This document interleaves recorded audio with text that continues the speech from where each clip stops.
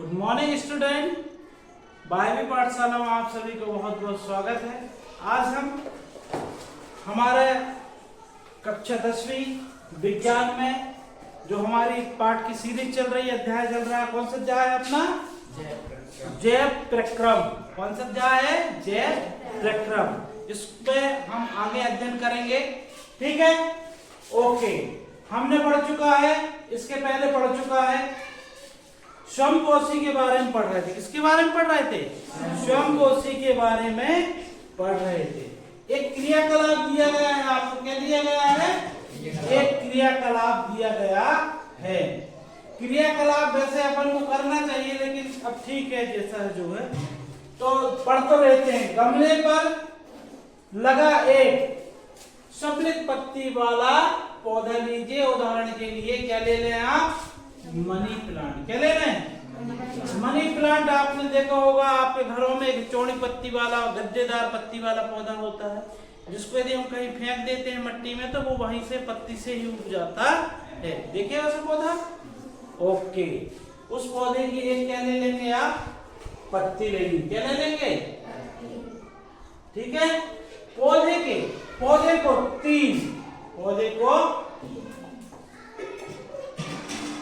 को 3 दिन अंधेरे कमरे में रखिए। क्या करना? सबसे पहले उस पौधे को क्या करना है? हमें 3 दिन तक क्या करना है? एक अंधेरे कमरे में। किस कमरे में?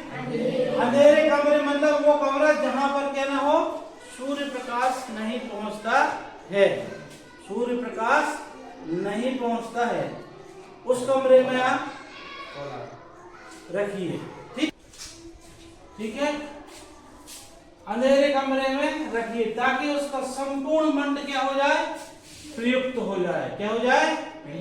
मंड मतलब होता है स्टार्च या कार्बोहाइड्रेट। ठीक है, कार्बोहाइड्रेट जब एक्स्ट्रा जमा होता है पेड़ पौधों में तो उसे क्या बोलते हैं?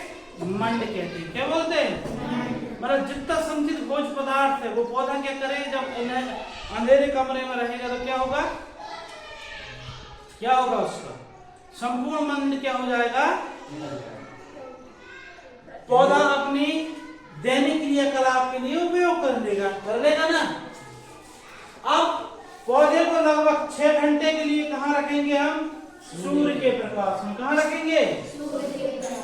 पौधे से एक पत्ती तोड़ लीजिए, इस पर हरे भाग को अंकित कीजिए और उसे एक कागज पर ट्रेस कर दीजिए। कुछ मिनटों के लिए इस पत्ती को उबलते पानी पर डाल दीजिए। इसके बाद आपको क्या करना है? इसमें एल्कोहल भरे बीकर में इस पत्ती को क्या करना है? डुबोना है। क्या करना है? अब आपको क्या करना है?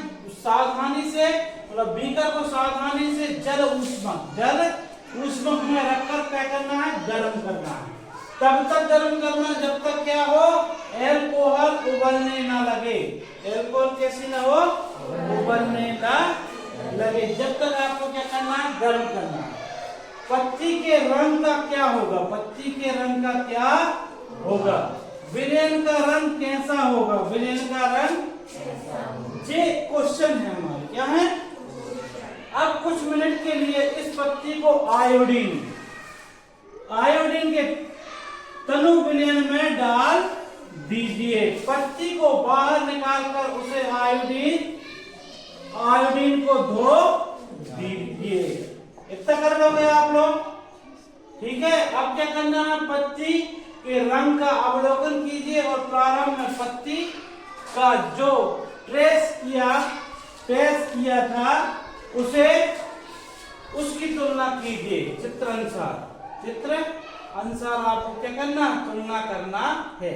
देखिए, जो आपने जो पत्ती ली थी मंड परीक्षण से पहले वो कैसी थी? इस प्रकार की थी। ठीक है। अब किस प्रकार की हो गई है वो? मंड परीक्षण के बाद इस प्रकार की हो गई है। ये पहले वाली है और ये बाद वाली है। पहले वाली और बाद वाली पत्ती है। ओके,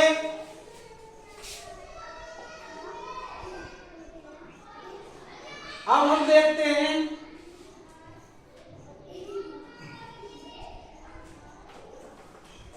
अब हम अध्ययन करते हैं कि पौधे डाइऑक्साइड कैसे कार्बन डाइऑक्साइड कैसे प्राप्त करते हैं, कार्बन डाइऑक्साइड कैसे प्राप्त करते हैं, यह हमें अध्ययन करना है। कि एक पौधा हम कहते हैं कि इसको स्वयंपोषी जो होते हैं मतलब पेड़ पौधे, वो भोजन बनाने के लिए किसकी जरूरत होती है, सूर्य के प्रकाश की, साथ में क्लोरोफिल की, कार्बन डाइऑक्साइड की, जल की जरूरत होती है। क्या होती है, जल की जरूरत होती है। कक्षा 9वीं में हमने रंध्रों की चर्चा की थी। किसकी की थी, रंध्र की। रंध्र कौन है बच्चों, ये देखिए, ये कहलाते हैं रंध्र। क्या कहलाते हैं, ये दिख रहा है ना आपको, ये है रंध्र। क्या है, रंध्र। ए नंबर वाला जो आपके सामने है, कौन सा वाला, ए नंबर का, ठीक है। इसे बोलते हैं खुला रंध्र। क्या बोलते हैं, ये इसकी द्वारक कोशिकाएं होती हैं। ये रंध्र है जो खुला हुआ है, ये वाला बीच वाला भाग रंध्र छिद्र कहलाता है। और हरित लवक इस प्रकार के होते हैं, जो दिख रहे हैं ना आपको, ये सब क्या है, हरित लवक है। क्या है, हरित लवक है। इतनी बात समझ में आई आपको, ओके। प्रकाश संश्लेषण के लिए गैसों का, प्रकाश संश्लेषण के लिए गैसों का अधिकांश आदान प्रदान इन्हीं छिद्रों द्वारा होता है। जो छिद्र है ना, जो रंध्र है आपके, इन्हीं के द्वारा क्या होता है, CO2 और O2 का आदान प्रदान होता है। क्या होता है, ये दोनों क्या है, गैस है। क्या है, इनका क्या होगा, आदान और प्रदान। क्या होगा, आदान प्रदान होता है, ठीक है, ओके। लेकिन यहां पर यह जानना भी आवश्यक है कि गैसों का आदान प्रदान, किसका, गैसों का आदान प्रदान तने, जड़ और पत्तियों की सतह से भी होता है। इन रंध्रों से पर्याप्त मात्रा में जल की भी हानि होती है। मतलब जो खुले जो रंध्र होते हैं, इनसे ये अकेला नहीं कि सिर्फ गैसों का आदान प्रदान होता है, इससे क्या होता है, जल की भी हानि होती है। और गैसों का आदान प्रदान से रंध्र अकेले से नहीं होता, कहां कहां से हो सकता है, तने से, जड़ से और पत्तियों में रंध्र पाए जाते हैं।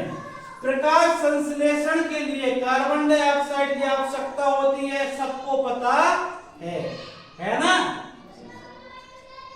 कार्बन डाइऑक्साइड की आवश्यकता, प्रकाश संश्लेषण कार्बन डाइऑक्साइड की आवश्यकता नहीं होती है, नहीं होती है।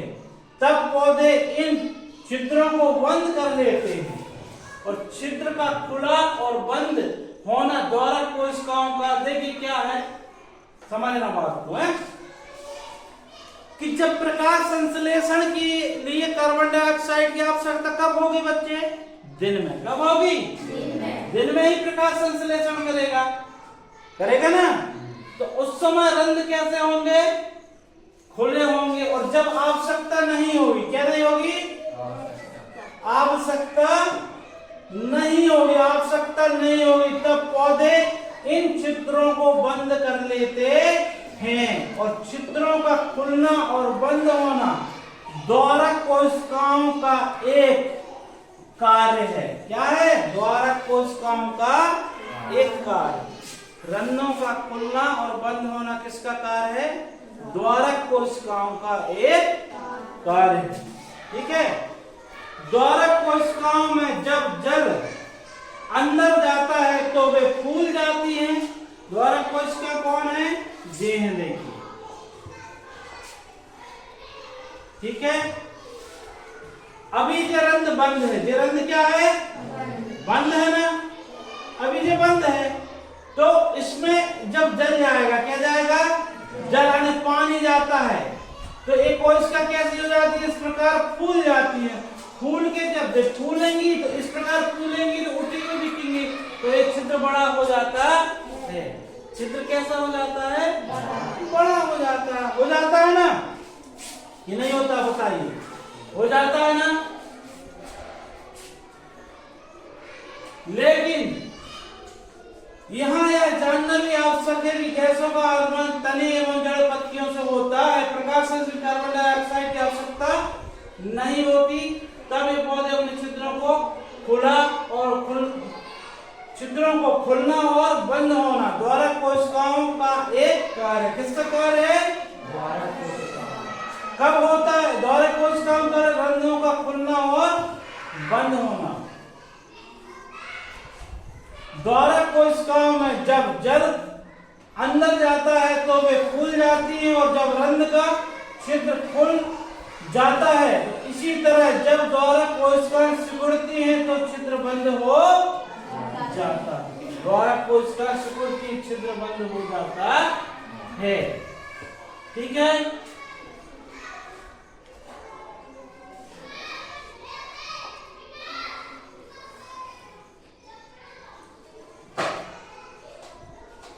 चलिए आगे चलते हैं।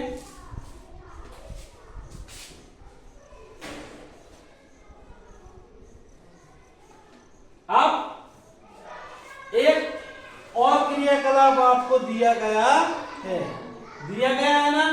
लगभग समान आकार के गमले में लगे दो पौधे लीजिए। कितने पौधे लेंगे आप लोग? दो पौधे। ये इस प्रकार लिया गया, मैं बता देता हूं।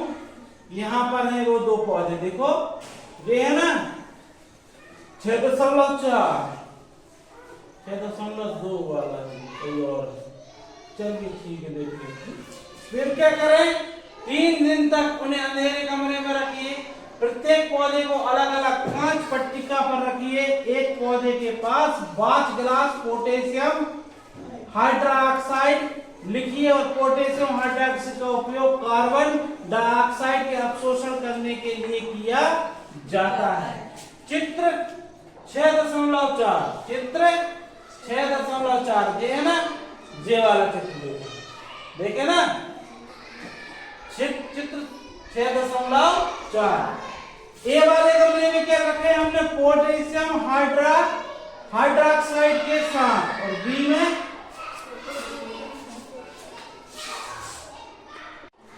चलिए ठीक है। चलो अपन तो पढ़ते हैं, हम छोड़ो उसको।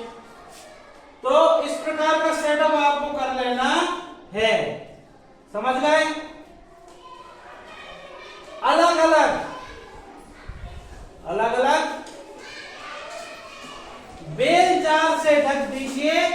जार के तले पर सील करने के लिए कांच पट्टिका पर वैसलीन लगा देते हैं। इससे प्रयोग वायुरोधी हो जाता है। लगभग 2 घंटे के लिए पौधे को सूर्य के प्रकाश में रखिए। प्रत्येक पौधे से एक पत्ती तोड़िए और उपरोक्त क्रियाकलाप की तरह उसमें मंड की उपस्थिति की जांच कीजिए। क्या दोनों पत्ती समान रूप से मंड की उपस्थिति दर्शाती हैं? इस क्रियाकलाप से आप क्या निष्कर्ष निकालते हैं? देखिए, उपरोक्त 2 क्रियाकलापों के आधार पर क्या हम ऐसा प्रयोग कर सकते हैं? क्या हम ऐसा प्रयोग जिससे प्रदर्शित हो सके कि प्रकाश संश्लेषण के लिए सूर्य प्रकाश की आवश्यकता होती है। ठीक है। अब तक हम यह चर्चा कर चुके हैं कि स्वयंपोषी अपनी ऊर्जा आवश्यकता की कैसे करते हैं, लेकिन उन्हें भी अपने शरीर के निर्माण के लिए अन्य कच्ची सामग्री की आवश्यकता होती है। स्थलीय पौधे प्रकाश संश्लेषण के लिए आवश्यक जल की पूर्ति जड़ एवं मिट्टी दौर में मिट्टी से करते हैं ना, कि मिट्टी में उपस्थित जल को वो क्या करेंगे?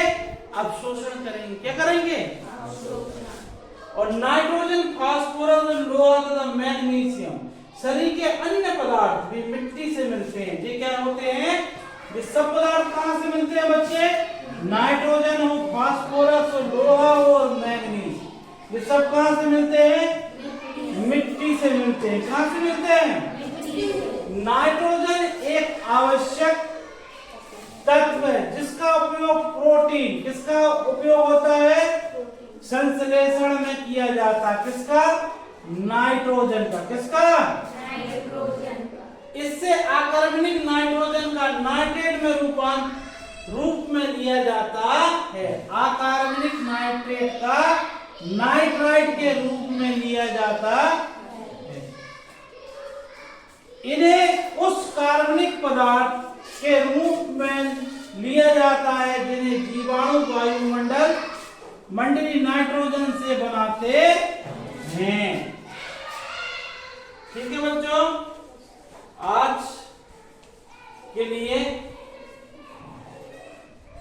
इतना। विषम पोषी हम कल पढ़ेंगे। क्या पढ़ेंगे? कल हम विषम पोषियों के बारे में पढ़ेंगे। किसके बारे में पढ़ेंगे?